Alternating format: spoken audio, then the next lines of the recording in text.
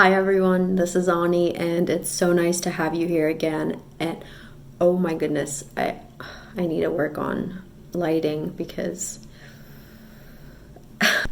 today I want to talk about Rainer Maria Rilke and this collection of letters that he wrote called Letters to a Young Poet. My elevator pitch for the book.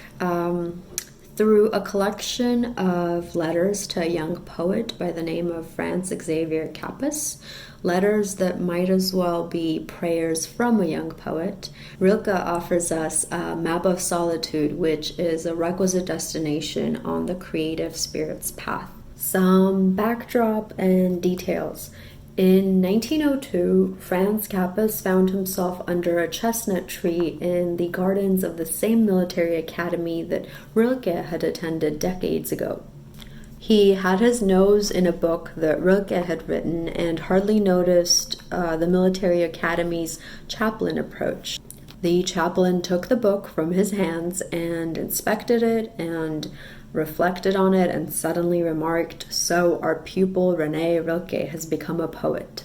He then went on to reveal how Rilke's constitution was too frail for him to continue on and become a military officer, and that his parents ultimately removed him from the academy. And with that reflection on Rilke's trajectory, Capus immediately, right then and there, decided to write to Rilke and to send him some of his poetry for review. He writes, "I decided that very hour to send my poetic efforts to Rainer Maria Rilke and ask him for his verdict. Not yet 20 years old and on the verge of going into a profession which I felt was directly opposed to my true inclinations, I thought that if anyone was going to understand my situation, it was him, Rilke."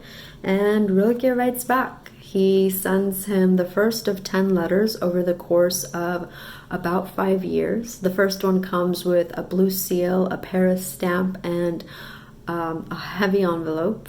And Rilke was only 26 or 28, I believe 26 years old when he began the correspondence.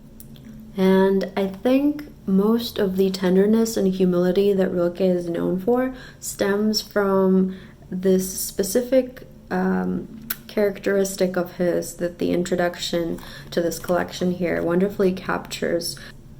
It reads, "Rilke had a sense of the land to which his gifts might lead him, but he was also anxious that he might never get there. He lived in fear of two false fates, either that he might end up as lost as the ragged poor who had surrounded him in Paris, or else that he might succumb to the safe but numbing comforts of convention." I first heard of Rilke through my exposure to Lou Andrea Salome.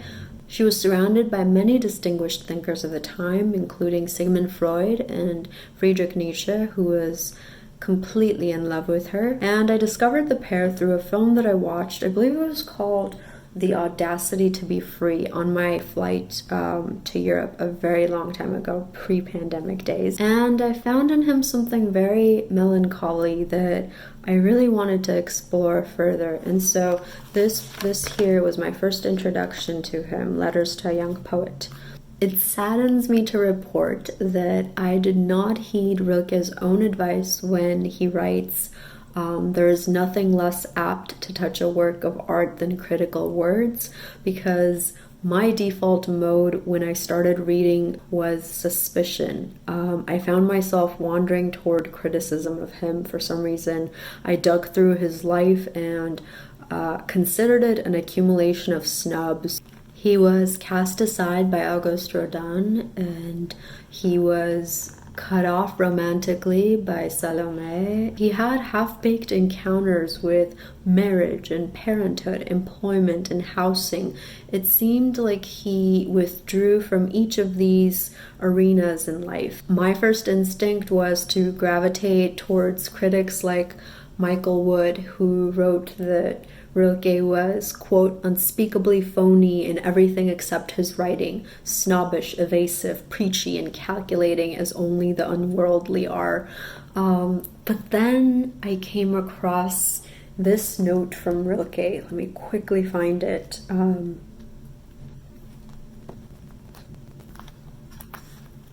Rilke writes, And if I have anything else to say to you, it is this. Do not think that the person who is trying to console you lives effortlessly among the simple, quiet words that sometimes make you feel better. His life is full of troubles and sadness and falls far short of them. But if it were any different, he could never have found the words that he did. And a light bulb just turned on.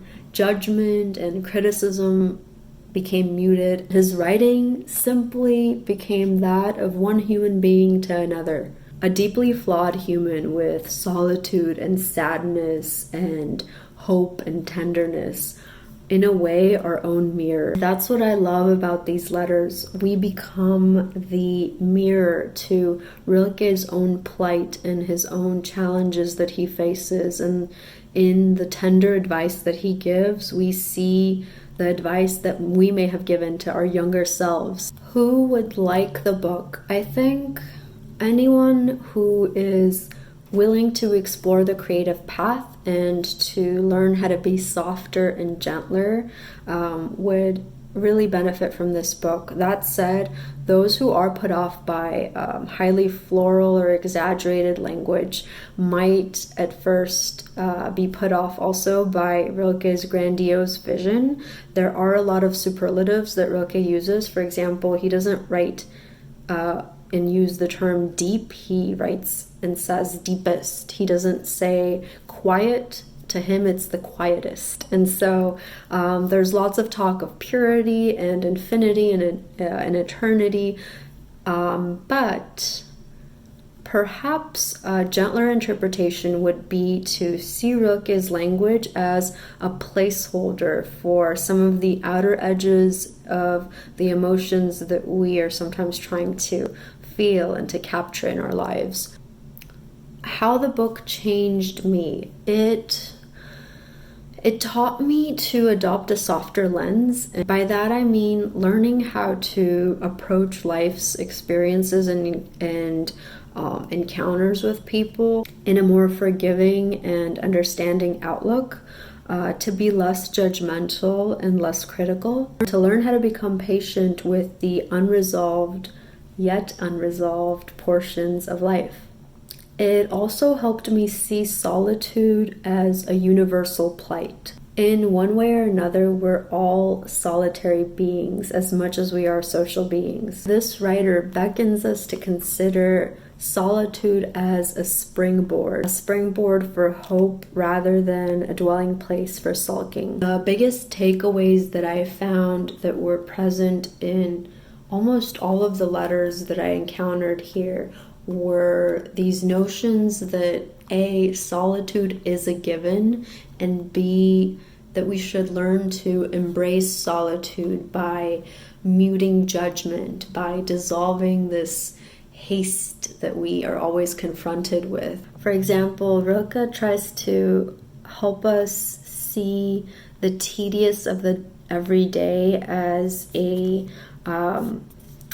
distracting catalyst that can then propel us to wonder and to create, just as it was a random accounting letter one morning that catapulted him into writing the elegies that he's known for. He writes about criticism and the writing process and says, I cannot go into the nature of your verses, for any critical intention is too remote from me. There is nothing less apt to touch a work of art than critical words. All we end up with there is more or less felicitous misunderstanding. Things are not all as graspable and sayable as on the whole we are led to believe.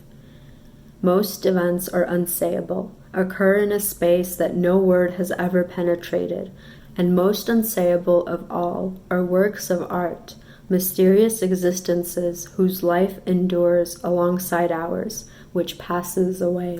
As a response to the advice that the young military academy student wanted from Rilke so desperately, Rilke writes, "You are looking to the outside, and that above all you should not be doing now. Nobody can advise you and help you. Nobody. There is only one way. Go into yourself. Examine the reason that bids you to write. Check whether it reaches its roots into the deepest region of your heart. Admit to yourself whether you would die if it should be denied you to write. This above all, ask yourself in your night's quietest hour, must I write? Dig down into yourself for a deep answer, and if it should be affirmative, if it is given to you to respond to this serious question with a loud and simple I must, then construct your life according to this necessity. Your life, right into its most inconsequential and slightest hour, must become a sign and witness of this urge. And my goodness, there are just so many passages filled with such depth of spirit. The contradiction that it's in this solitude that you're then able to best connect with people somehow is just incredible to witness on pages. On love, he writes, "To love is also good, for love is hard. Love between one person and another. That is perhaps the hardest thing it is laid on us to do, the utmost, the ultimate trial and test, the work for which all other work is just preparation." There's also a quote that he has on the blossoming of life that's just incredible. He writes, quote, "Be happy about your growth, in which of course you can't take anyone with you, and be gentle with those who stay behind. Be confident and calm in front of them, and don't torment them with your doubts, and don't frighten them with your faith or joy, which they wouldn't be able to comprehend. Seek out some simple and true feeling of what you have in common with them, which doesn't necessarily have to alter when you yourself change again and again. When you see them, love life in a form that is not your own, and be indulgent towards those who are growing old, who are afraid of the aloneness that you trust. And don't expect any understanding, but believe in a love that is being stored up for you like an inheritance, and have faith that in this love there is a strength and a blessing so large that you can travel as far as you wish without having to step outside it." And this is coming from a person who had such misfortune, perhaps out of his own voluntary decisions when he abandoned his wife and his child, or perhaps out of simply the circumstances of life that caused him to seek work in different cities.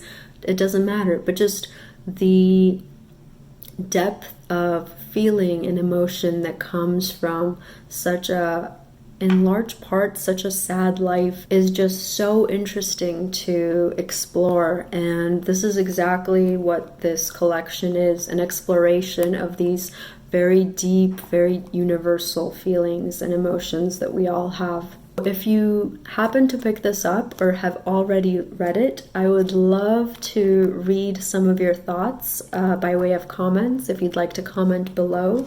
And please go ahead and subscribe if time and disposition allow, and hopefully I'll get to catch you next time. Bye.